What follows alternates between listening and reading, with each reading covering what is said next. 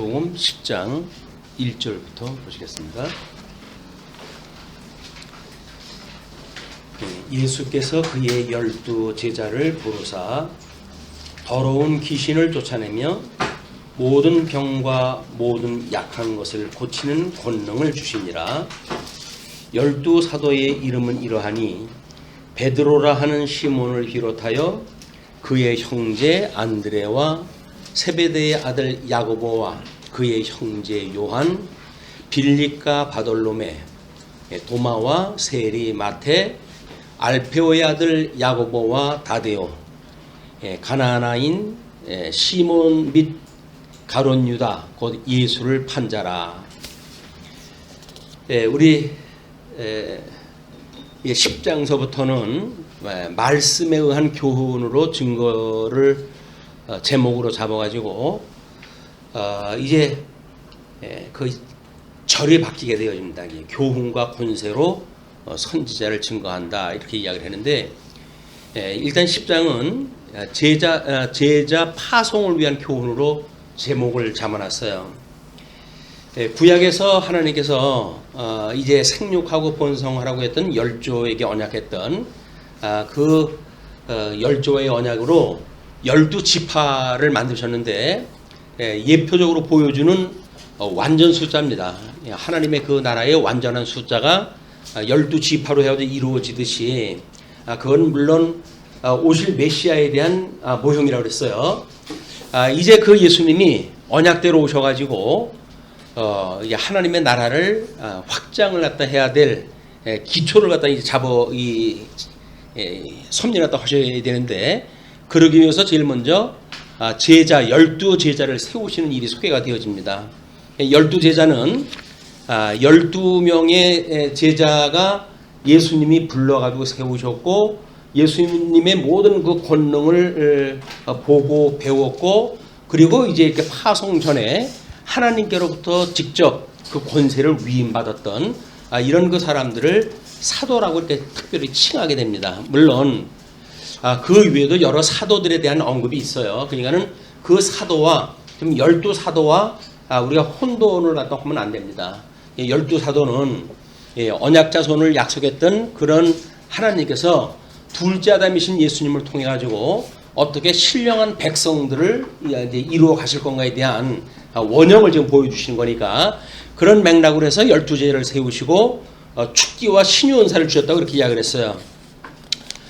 예수님이 오셔가지고 하셨던 일이 이제 구약에 언약되어진 메시아이기 때문에 여러 가지 사단을 쫓아내고 귀신을 쫓아내고 그리고 신유를 갖다 행했던 이런 그 일들이 지금 제자들을 보내기 전에 예수님이 하셨던 일이거든요.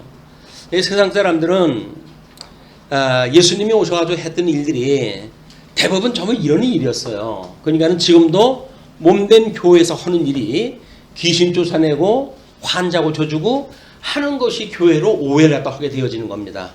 예수님 그 원형을 보여주셔서 어떻게 에덴 동산으로부터 이제 쫓겨난 그런 그 언약 자손들이 에덴으로부터 이제 추방되어져서 양변학을 상실하고 그리고 저주 아래 있음으로 해서 어떻게 죄의 종노릇을 하고 있는지, 이 상황을 우리 언약자손이었던 이스라엘 열조, 이 이스라엘이라고 하는 이런 그 나라를 통해 가지고 모형적으로 보여줬거든요.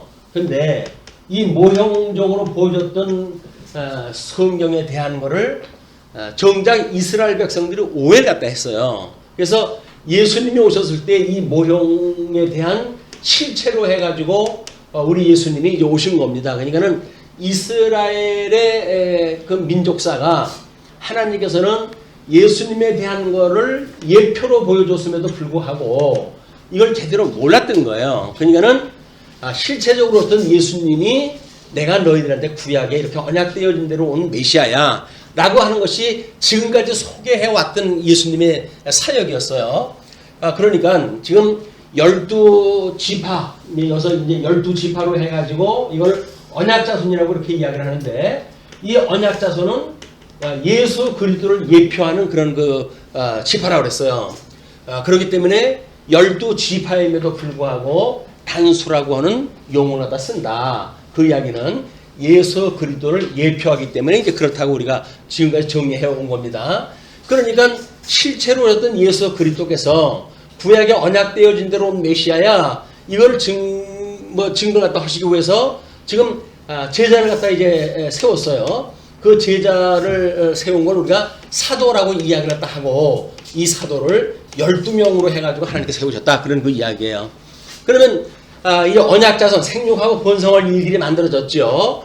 그렇기 때문에 예수님이 십자가에 못 박아 죽음을 당하시고 승천하시게 되면 성령을 보내주셔가지고 주님의 몸된 교회, 이것이 이제 구약에서 이야기했던 하나님 나라거든요.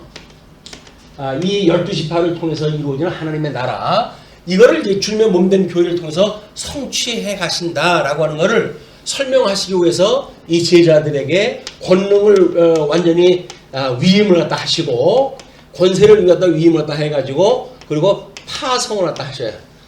이거는 위임권을 가지고 파송되어지는 특별한 그런 그 은혜를 가지고 이제 전도 역할을 다 하게 되어지는 거거든요. 그래가지고 이거는 예수님은 이 일을 마치시고 이제 승천하실 거 아니겠습니까?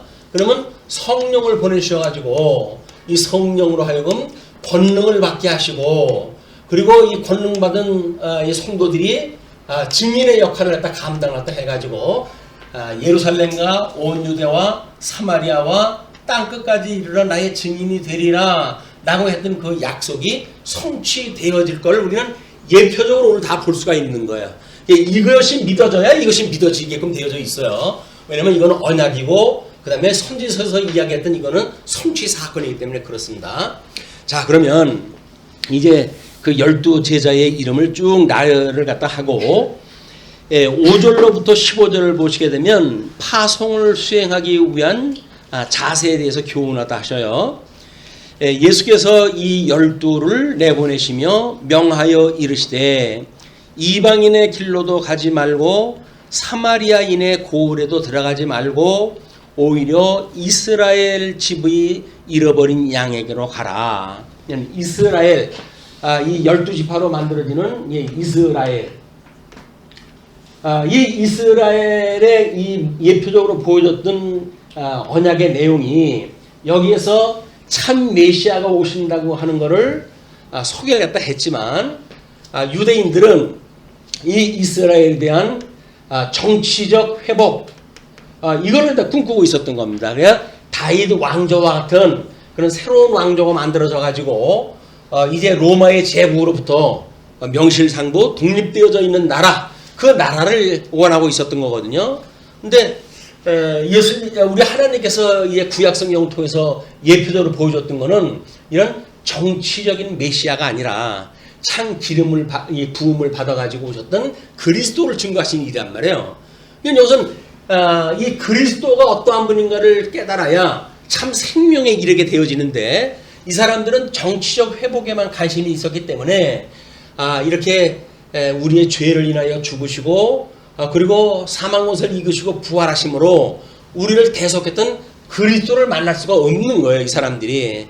우리는 특별히 언약자손인들이 이렇게 그 예수님을 알아보지 못하는데, 하나님께서 우리들을 불러가지고 오늘 실체적으로 오셨던 우리 머리 대신 예수 그리스도를 친히 보여주시는 이제 역사가 일어나는 겁니다.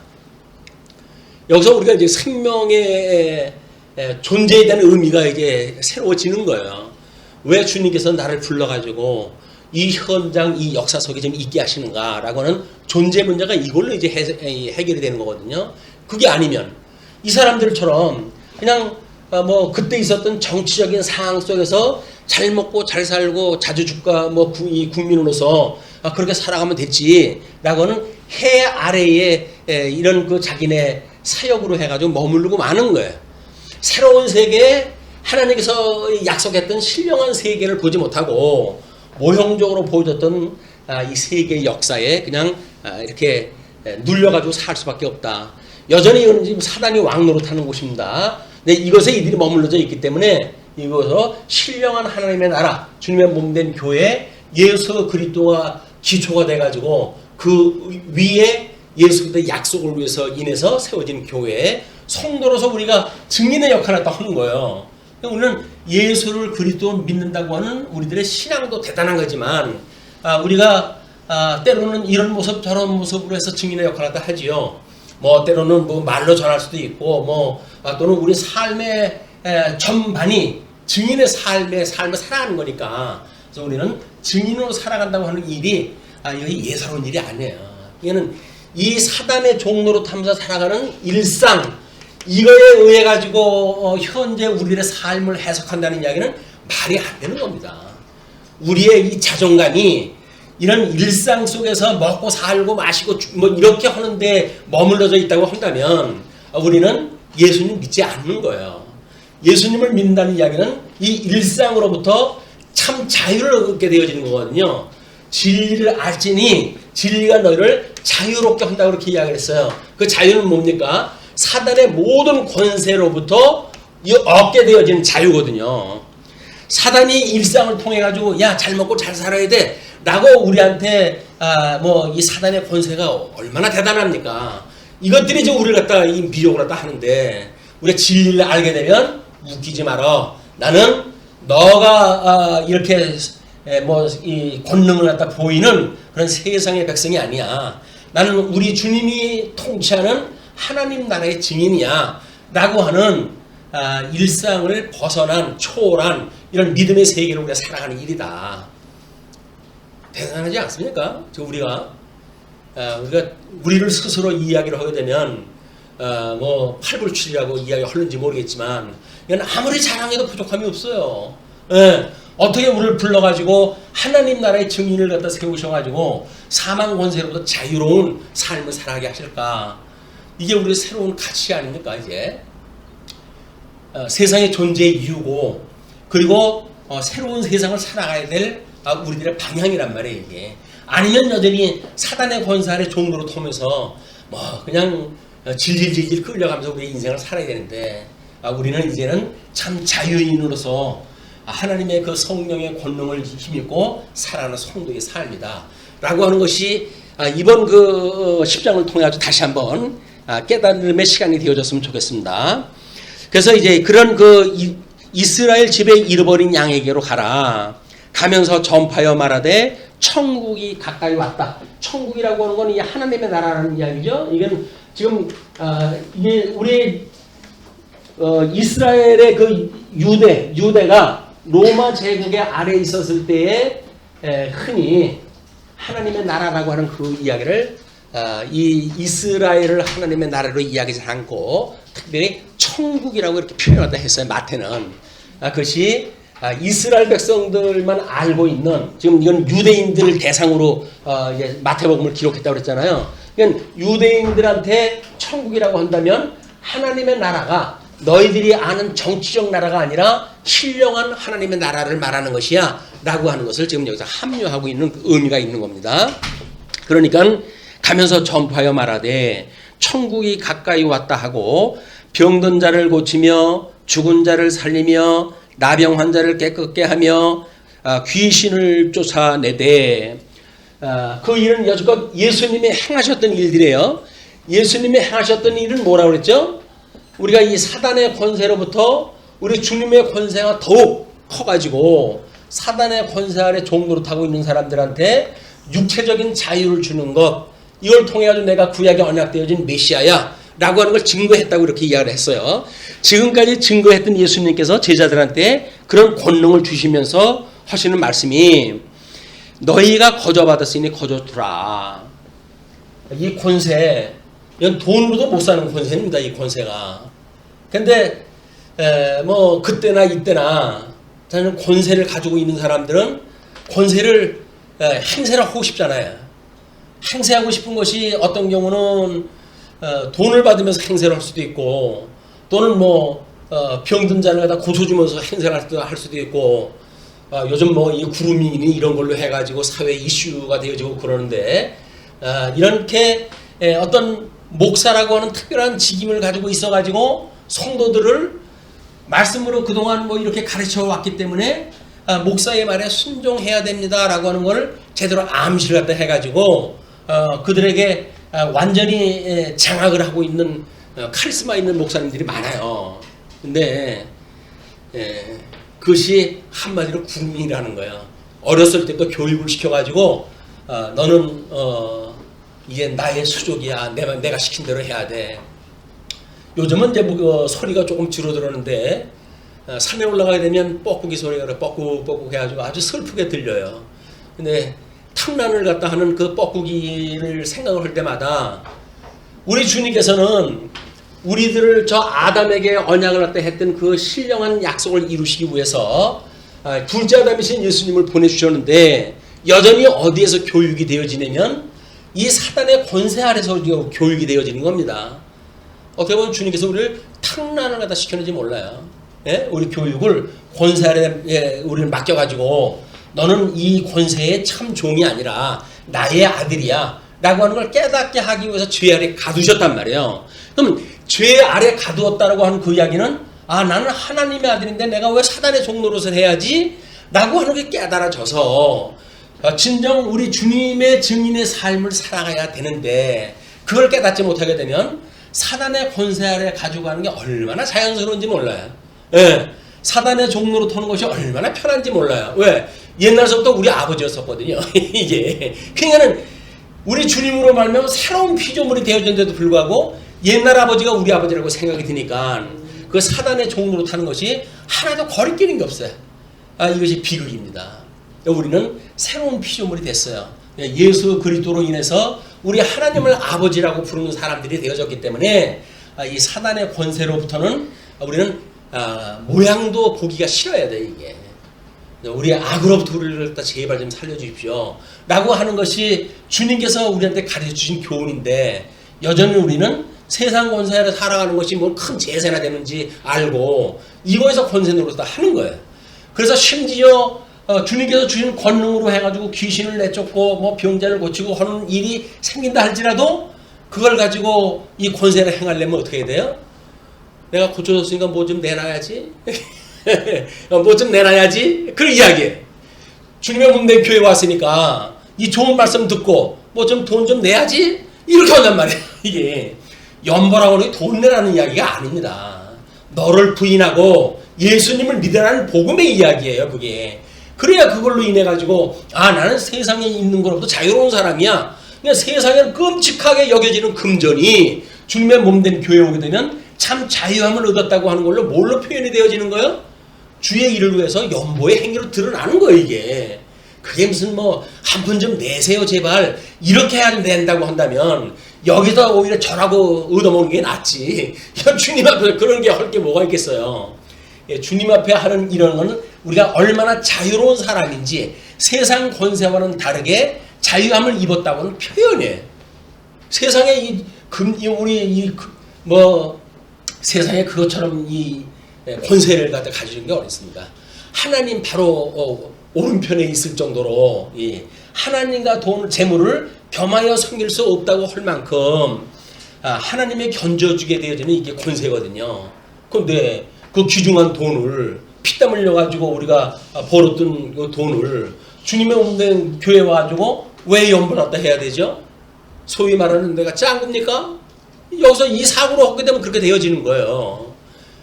그게 아니고 또 아니에요. 나는 뭐 자발적으로 이 주님의 몸된 교회를 위해서 증인으로서 마땅히 해야 될 바입니다. 이걸 하면서 만약 이 목사의 끊임없는 교육에 의해 가지고 그것이 교회 내는 세금 정도로 인식이 돼 가지고 연보를 한다고 한다면 그것도 더 불쌍한 일이에요.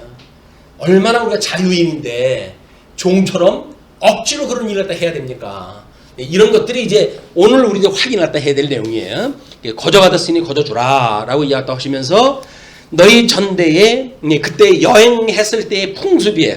너희 전대에 금이나 은이나 동을 가지지 말고 요즘은 그럴 거야. 저는 그런 거 안 가져다녀요. 요즘 카드 한 장만 가져다녀요. 뭐 이렇게 얼른지 모르겠지만 카드를 이야기하는 거예요. 지금 그런 전대나 금이나 은이나 동을 가지지 말고 여행을 위하여 배낭이나 두벌옷이나 신이나 지팡이를 가지지 말라.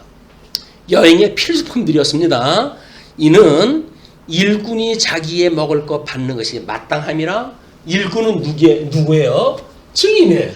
여기서 말하고 있는 이 사도들이야말로 지금 주님에 의해 가지고 파송되어지는 사람들이기 때문에 주님께서 너희들은 나를 위해서 이 일을 다 하는 거니까 뭘 먹을까 마실까 이런 거 신경 쓰는 거 아니야. 이제 너희들이 이렇게 동네에 다니면서 증인의 역할을 하는 거는 일꾼이 자기의 먹을 것 받는 것이 마땅한 일이야. 그건 뭐예요? 지금 이 파송되어지는 제자들의 이 권능이라고 하는 그 이야기는 이제 이 주님의 몸된 교회를 위해서 증인, 복음을 증거하게 되어지겠죠. 그러면 이쪽이 육적으로 해가지고 먹고 사는 건 뭐예요? 일상으로 해가지고 먹고 사는 것. 이것이 이제 일상 아니에요. 이거는 복음을 전하기 위한다라고 하는 주님의 이 사역을 위해 가지고 이 육체적인 조건, 여건, 관계에 대한 모든 것들 이걸 마땅히 하나님 주신다 그 이야기예요. 그렇기 때문에 우리가 무엇을 먹을까 마실까 염려하지 말라고 하는 그 이야기는 뭐예요? 만약에 복음을 위한 증인으로 살아간다고 한다면 이것 때문에 연연할 이유가 없다는 이야기입니다. 그런데 연연할 수가 어디 그게 쉬운가요? 그게 안 되니까는 날마다 걱정하는 거 아니에요? 뭘 먹을까 마실까. 그런데 우리가 복음을 위해서 산다고 한다면 어저께 우리 청년부하고 교회 오빠를 봤는데 그래서 왜 사느냐에 대한 문제를 그렇게 이야기하더라고요. 하루라도 더 살아서 주님이 원하는 삶의 온전한 삶의 모습이 무엇인지 이거를 더욱 누리고 싶다. 이런 만약에 우리한테 사명감이 있다고 한다면 오늘 끝나면 어떻게 될까요? 오늘로 해가지고 이루어진 거예요. 우리한테 최적의 조건으로 해가지고 하나님의 온전하신 뜻을 이루어졌던 우리의 삶이 끝이 난 거예요. 그리고 오늘 살면 됐죠. 내일은 내일이야 주님께서 또 뭐 할 일 있으면 부르시겠지.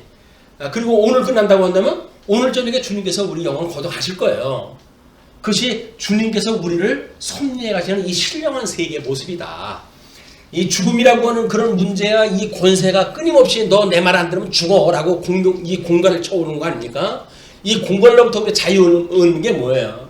죽음으로부터 우리는 자유로운 사람들이에요. 왜? 이미 우리는 예수 안에 죽었는데 예수 그리스도 안에 죽었어요. 그리고 예수 그리스도 안에 죽었기 때문에 이제는 우리는 내 안에 그리스도가 살아가는 것이지 내가 살아가는 게 아니다. 그 젊은 나이에 삶을 마감을 갖다 해야 될 그 교회 오빠가 그런 그 이야기를 하는 거예요. 이게 난 그리스도로 말미암아 죽었기 때문에 그리스도 안에 있는 내 안에 있는 그리스도가 어떤 걸 원하는 삶인지 그 진면목을 나는 보고 싶다. 그렇게 이야기를 하더라고요. 이제 우리는 더 살아가야 될 이유가 뭐예요? 거룩한 우리의 삶인 거예요. 증인으로서의 우리의 삶이 무엇인가 이걸 추구하는 것이지 이걸 위해 가지고 생명 더 달라고 한다면 주님께서 너 참 여지껏 뭐 배웠니 그럴 거야. 내가 이렇게 이야기를 했는데 너 그동안 뭐 배웠니 그렇게 이야기를 할 거야. 일상을 위해 가지고 생명 좀 연장시켜 달라고 하면 그것이 아니라 증인으로서의 우리는 충분한 이 복을 갖다 누리고 산다고 한다면 일상은 이미 이건 포기한 거예요. 다 벗어버린 거예요. 자, 그렇기 때문에 그런 여행에서 필요한 모든 조건들을 이제 포기해라. 그리고 어떤 성이나 마을에 들어가든지 그 중에 합당한 자를 찾아내요. 너희가 떠나기까지 거기서 머물라. 어떤 마을에 들어갔을 때는요. 들어가서 어떤 자가 합당한지를 잘 조사를 해가지고 그 집에 들어가라는 거예요. 그걸 미처 조사를 못해가지고 들어갔는데 주인이 하루만 있으면 됐지 이틀씩 또 있으려고 그래요? 라고 만약에 그걸 푸대접 할 사람이라고 한다면 거기서 또 눈치 보고 다른 집으로 이동할 거 아니에요. 그러지 말라 그 이야기예요. 그러지 말라고. 왜? 주님께서 우리한테 이 권세를 줘가지고 일을 다 할 때에는 이게 지금 예수 그리스도께서 일을 다 해가시는 우리는 대리자들 아닙니까? 대리자에 대한 체면이 있지. 여기서 그 조건이 안 된다고 해가지고 이 집 갔다 저 집 갔다 이렇게 그런 거 하지 말아라. 그런 거 이야기입니다. 그러면서 그 만약에 그 집에 들어가면서 평안하기를 빌라. 너희가 떠나기까지는 거기로 머물러야 돼요. 그리고 그 집에 들어가면서 평안하기를 빌라. 그 집이 이에 합당하면, 그러니까 그 빌었던 평안에 합당하다고 한다면 너희 빈 평안이 거의 임할 것이요 만일 합당하지 아니하면 그 평안이 너희에게 돌아올 것이니라. 여기서 뭐 믿지 않는 사람들한테 가가지고 지금 복음을 증거할 거 아닙니까? 그래서 이 평안을 빌었다는 이야기입니다. 그래서 소위 말하고 있는 그 평안이 뭐예요? 이 평안이 우리가 이 사망 권세 이 저주 아래에 있는 우리들이기 때문에 모든 불안이라고 하는 그 이야기는 결국 어디서 나오는 거예요? 이 사단 권세가 주는 우리 심리적인 이 일들이거든요. 근데 이거를 세상에서는 뭐 심리학이니 이런 걸 가지고 우리들한테 위로를 갖다 해주려고 그러는 거죠. 그걸로 안 되는 겁니다. 사망 권세 아래 살아간다는 이야기는 우리가 불안 속에 살아가는 거예요. 당연히. 그렇기 때문에 예수 그리스도 안에 살아갈 때만 평안을 우리가 깨닫게 되어진다. 먹을 것이 있고 없고 이 일상의 조건과 상관없이 우리가 평안을 얻을 수 있는 방법이 뭡니까? 이 주님 안에 있는 거예요. 예수 그리스도를 믿는 것. 그러니까 이것이 일체의 비결이라고 사도 바울이 하는 겁니다.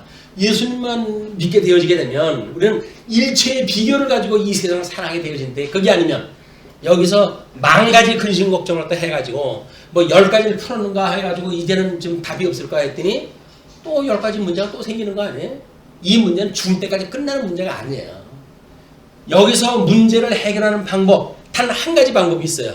이걸로부터 탈출이에요. 탈출이 뭐예요? 자유의 삶을 사는 거예요. 사망 권세로부터 진정 자유를 얻게 되어지는 것. 세상이 요구하는 것로부터 우리가 진정 자유로운 삶을 살아야 평안의 삶을 살 수가 있지. 세상의 것들을 가지고는 우리 근심 걱정 덜어낼 시간이 없어요.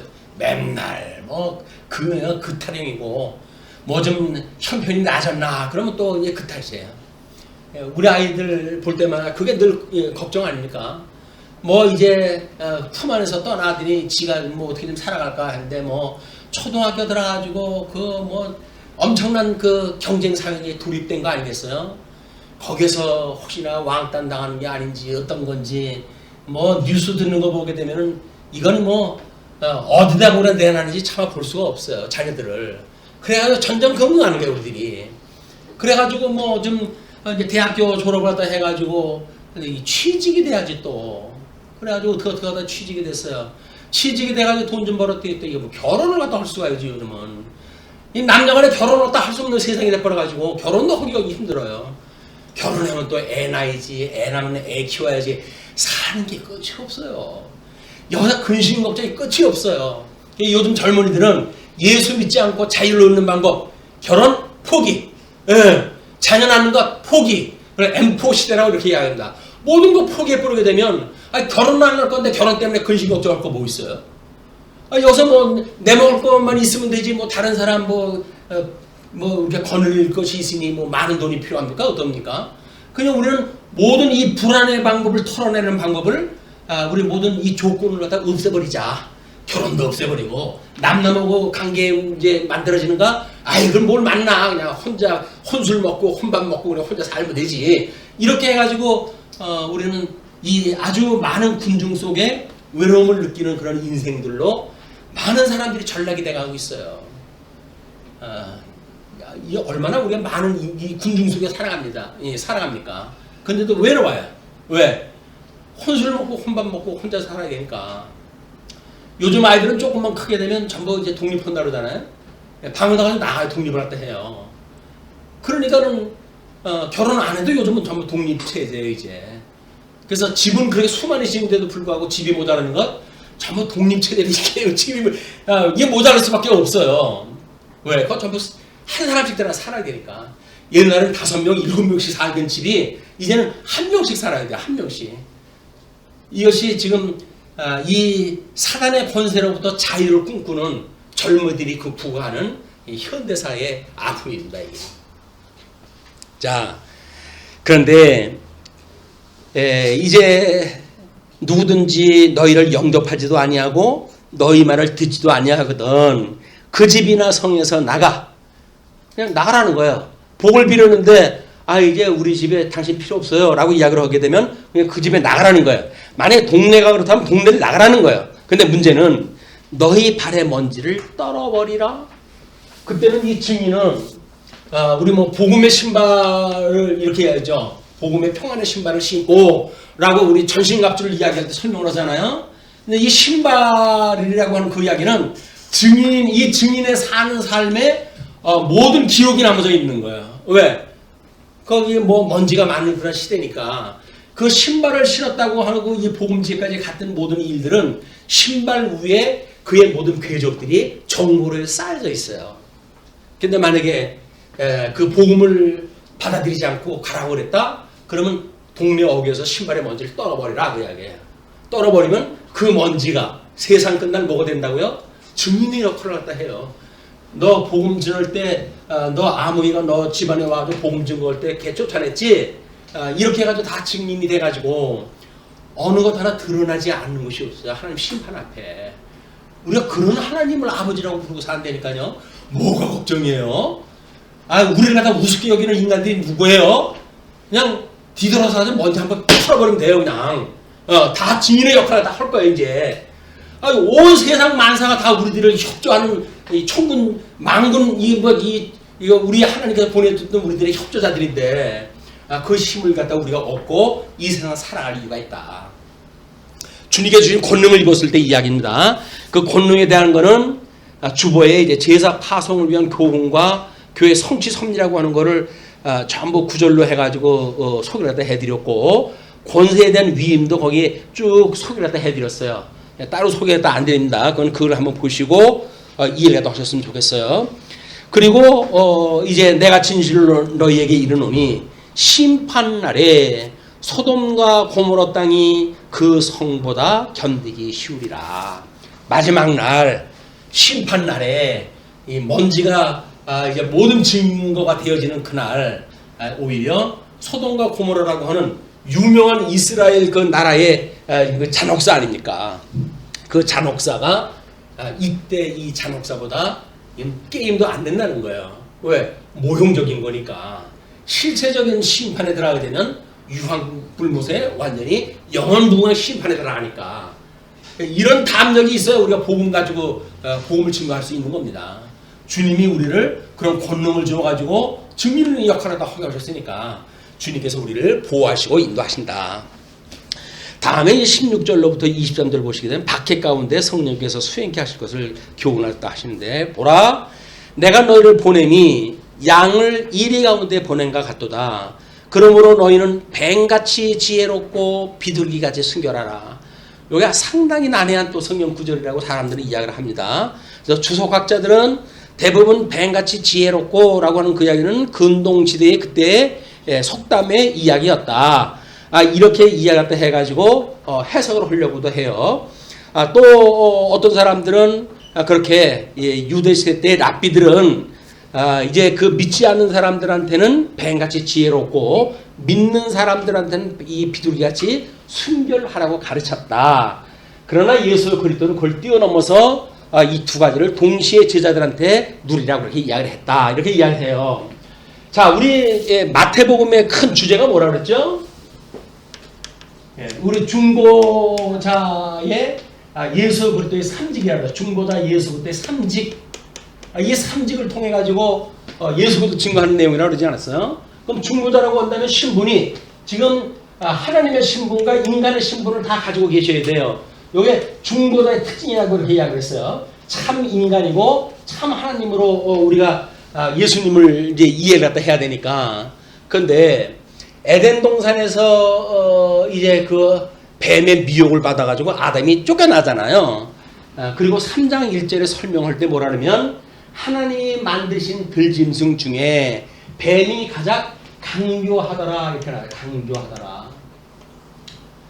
강교라고 하는 그 원어를 보게 되면 뭐 우리 어떤 지혜 또는 슬기 뭐 이런 긍정적인 그 내용이 있어요. 또 한쪽에는 이제 이거하고 즉 반대의 부정적인 표현이 또 있어요. 이게 같은 단어인데도 불구하고. 그래서 우리 2장 끝절에 가게 되면 하나님께서 이제 타락한 아담을 찾잖아요. 그렇게 했을 때 그 아담이 그 상태가 벌거벗었으나 부끄러움을 모르는 상태라고 설명이 돼요. 아담에 대해서. 벌거벗은 이 벌거벗다라고 하는 그런 단어와 그다음에 여기서 말했던 이 지혜와 같은 어원을 쓰고 있어요. 그러니까 벌거벗었다고 하는 그 이야기는 죄가 없는 상태를 이야기하는 거 아니에요. 이 죄가 없는 상태를 지금 뱀이 우리 이 아담을 미혹을 했다 해가지고 결국은 이 죄의 아래로 이 자기의 종을 삼게 되어졌단 말이에요. 그렇게 됐을 때 이 실체적인 역사예요. 이스라엘 역사를 보게 되면 민수기에 들어갔을 때 이스라엘 백성들이 이제 에돔 지역으로 돌아가지고 광야로 다시 돌아갈 때 그 길로 인해 가지고 하나님 앞에 원망을 하잖아요. 모세와 하나님 앞에 원망을 하게 되어지니까 하나님께서 그들에게 불뱀을 보내가지고 이 불뱀을 보내가지고 다 물어가지고 죽게 만들어요. 그래가지고 저 진중 바깥서부터 불뱀이 물어오기 시작을 하니까 백성들이 그냥 막 몸이 부끄러워서 죽어가는 거예요. 그래가지고 이제 모세한테 보고가 올라온 거 아닙니까? 백성들이 다 죽어간다. 모세가 이제 하나님 앞에 기도했더니 하나님께서 놋뱀을 만들어가지고 장대 위에다 높이 들어라. 그것을 보면 그게 살 것이다. 이렇게 이야기를 했어요. 그래가지고 놋뱀을 만들어가지고 이 장대를 들었던 거 아닙니까? 그런데 다 봤을까요? 사악한 인간들은 그것도 안 봐요. 물려가지고 죽어가고 있는데 온몸에 퉁퉁 부어가지고 죽어가는데 이걸 보면 산다. 그런데 불구하고 그걸 본다고 내가 살겠냐? 안 봐요. 그냥 죽어가요. 근데 믿음이 있는 사람들 이걸 봐가지고 생명의 역사가 있게 되어져요. 이것이 바로 뭐냐면 불뱀이라고 하는 사단의 권세가 우리 예수님이 이 땅에 오신 거는 인간이 하나님과 동등됨을 취하지 아니하시고 사람의 모습을 입고 이 땅에 오신 거 아닙니까? 사망 권세 아래 우리 주님께서 오신 거예요. 왜? 우리 모든 인류의 죄를 대속하시기 위해서 오셨단 말이에요. 이 대속하기 위해서 우리 예수님이 오셨기 때문에 우리 예수님이 다윗의 자손으로 오신 걸로만 우리가 이해를 하는데 사망 권세를 이기시고 부활하셨을 때 우리는 우리 예수님이 성결의 영으로는 죽은 자 가운데 다시 살아나심으로 인하여 그리스도로 인정되어졌다 이렇게 이야기를 하죠. 로마서에서. 그러니까는 예수 그때의 신성이라고 하는 그 이야기는 사망에서 부활했을 때 그리스도로 인정되어지는 거예요. 그러면 놋뱀을 들었다는 이야기는 뭐 장대 위에 들었다는 이야기는 뭐예요? 이미 우리 예수 그리스도의 부활의 모습을 갖다 보았을 때 생명의 역사가 일어난다 그 이야기예요. 이건 구약에서 이 불뱀 사건, 놋뱀 사건을 통해 가지고 복음을 증거했던 방식인데 요한복음에서는 뭘 합니까?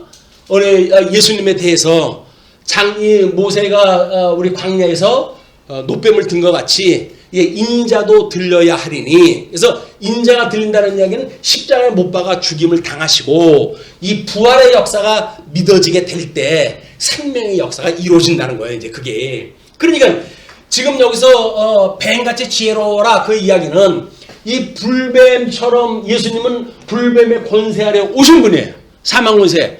우리를 갖다 어디로 보낸다고요? 지금 우리 주님께서 우리를 보내는 것이 어디예요? 그 앞전에 뭘 어디라고 보낸다 그랬어요? 세상으로 보낸다 그러지 않았어요.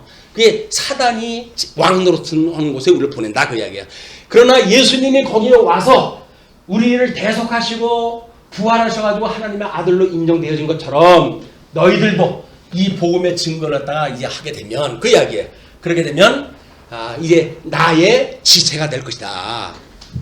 예수님의 한 몸이 되어진 거예요. 예수님하고 한 몸이. 그렇게 됨으로 해가지고 우리 이 뱀같이 지혜롭고 그리고 어린 양 권세 여기 와서 예수님이 어떤 사단 권세하고 싸울 때 짐승 권세하고 싸울 때 어린 양 권세로 이기잖아요. 그걸 너희는 그걸 봐라 그 이야기예요. 그걸 봐라. 혈과 육으로 싸워서 이기는 거 아니야. 어린 양 권세가 이기는 거니까 그걸 믿는 자들마다 그냥 거기서 혈과 육으로 싸우질 않아요. 이거 증거할 때 내가 복음을 증거하기 위해 가지고 내 말 안 들으면 죽일 거야. 뭐 우리 그 어디 회교권의 그런 사람들처럼 한 손에는 코란을 들고 한 손에는 칼을 들고 이렇게 복음 증거하는 거 아닙니다. 우리는 그냥 말씀만 들고 나가는 거예요. 말씀만 들고 나가는 거다. 자, 그렇게 되어지는 거예요. 그 사건이. 그렇게 해서 사람들을 삼가라. 너희를 보냄이 양이 이리 가운데로 보내는 것이 같으니까 내가 마치 인간의 모습을 입고 이 땅에 오셨던 그 원형을, 그 복음을 너희들이 깨닫고 그렇게 복음을 깨닫고 살았으면 좋겠어, 그 이야기죠. 그냥 사람들을 삼가라. 그들이 너희를 공회에 넘겨주겠고 그들이 회당에서 채찍질을 하리라. 우리는 이건 필연적으로 운명적이에요. 이제 우리가 왜냐하면 이 사람들한테 우리 5장을 이야기할 때 뭐라 그랬어요? 나를 인하여 핍박을 받는 자는 복이 있다고 그랬잖아요.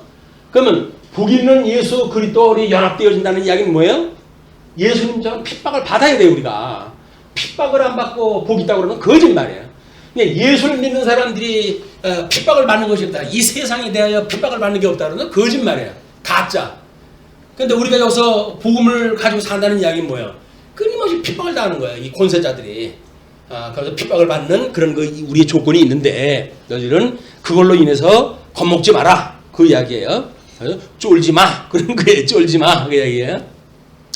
자, 그렇게 이야기할 때 또 너희를 넘겨줄 때에 어떻게 또는 무엇을 말할까 염려하지 말라. 그때 너희에게 할 말을 주시리니 말하는 이는 너희가 아니라 너희 속에서 말씀하시는 이 곧 너희 아버지의 성령이시니라.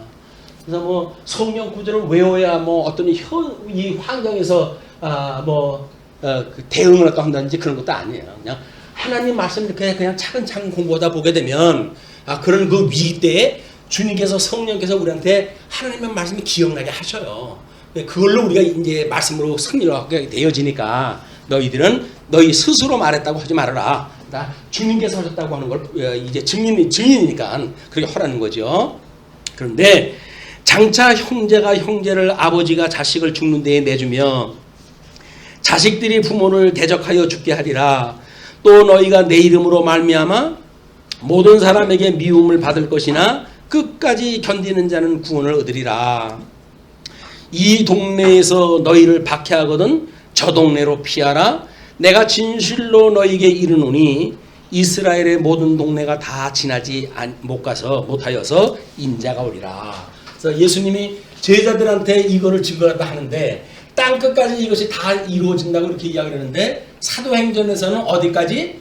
로마 반도까지 복음이 증거하는 걸로 해서 끝이 났어요. 그 이야기는 지금 주님께서 우리의 땅 끝까지 이것을 이룰 때까지 이것이 당신이 인자가 오리라 이렇게 이야기를 하지 않았어요. 그것이 하나님의 이 영광의 광채의 본질 되시는 본체 되시는 영광의 본체 되시는 하나님, 성부 하나님, 우리 성자 하나님 예수 그리스도가 광채를 해가지고 이 땅에 오셨다고 그랬어요. 성령 하나님이 권능을 가지고 이 땅에 이제 오신다고 이야기를 하지 않았어요. 그래서 성부 하나님께서 성자 하나님이 나시고 성부 하나님과 성자 하나님께서 성령 하나님이 발출하셨다. 이렇게 하는 것이 삼위일체라고 이렇게 이야기를 했잖아요. 그러면 삼위일체 하나님의 권능으로 인해 가지고 그 이야기예요. 삼위일체 그 하나님의 권능으로 해가지고 이것이 이루어질 것인데 이걸 성령 하나님이 너희들한테 올 거야. 성령이 이 증거가 끝나면 성령이 오신다는 거예요. 성령이 오셔가지고 너희들을 동네까지 다 돌기 전에 성령이 오셔가지고 하나님 나라를 이룬다, 그 얘기입니다. 자, 그러면서 제자가 그 선생보다 또는 종이 그 상전보다 높지 못하나니 제자가 그 선생 같고 종이 그 상전 같으면 조카도다. 예수 그리스도의 형상을 닮아가는 우리들의 증인의 모습입니다. 집주인을 바알세불이라 하였거늘 하물며 그 집 사람들이랴. 그런즉 그들을 두려워하지 말라. 감추인 것이 드러나지 않을 것이 없고 숨은 것이 알려지지 않을 것이 없느니라. 내가 너희에게 어두운 데서 이르는 것을, 예수님은 유월절을 맞춰야 되기 때문에 복음의 진면목을 다 증거를 하지 않아요. 숨어서 그걸 가르치기도 하고 이렇게 이야기를 하는데, 이제 이르는 것을 광명한 데서 말하며 너희는 너희가 귓속말로 듣는 것을 집 위에서 전파하라. 대명천지 밝은 날에 그냥 다 하라는 거예요. 이제 숨길 것이 없어. 왜? 예수님은 이미 십자가에 죽었다 이제 부활을 하셨으니까 성령이 오셨을 때는 그렇게 하게 되어지는 거죠. 몸은 죽여도 영혼은 능히 죽이지 못하는 자들을 두려워하지 말고 오직 몸과 영혼을 능히 지옥에 멸하실 수 있는 일을 두려워하라. 그래서 우리 하나님에 대한 그 믿음이 어떠한 것인지 이런 실체적인 세계관을 가지고 우리 주님을 믿는다고 하는 우리의 삶의 영역은 어디고 모습은 무엇인지 이걸 우리가 살펴보고 살 일이 있다. 그래서 이 어떤 사단이 그 인도하고 주장하는 이런 일상에서 맨날 전전긍긍할 것이 아니라 우리가 얼마나 자유롭고 우리가 얼마나 대단한 피조물인지 새로운 피조물인지 새 생명을 얻었다고 하는 그리스도의 성도들이 어떠한 존재인지 이런 자부심을 가지고 살아라 그런 그 이야기입니다. 그러면서 이제 참새 2마리가 한 아사리온에 팔리지 않느냐 그러나 너희 아버지께서 허락지 아니하시면 그 하나도 땅에 떨어지지 아니하리라. 참새 2마리가 한 아사리온에 팔리는 아주 사소한 그런 그 일이에요. 우리 일상에서 아주 사사로운 그 일상의 일인데도 불구하고 하나님의 허락이 없으면 안 된다는 거예요.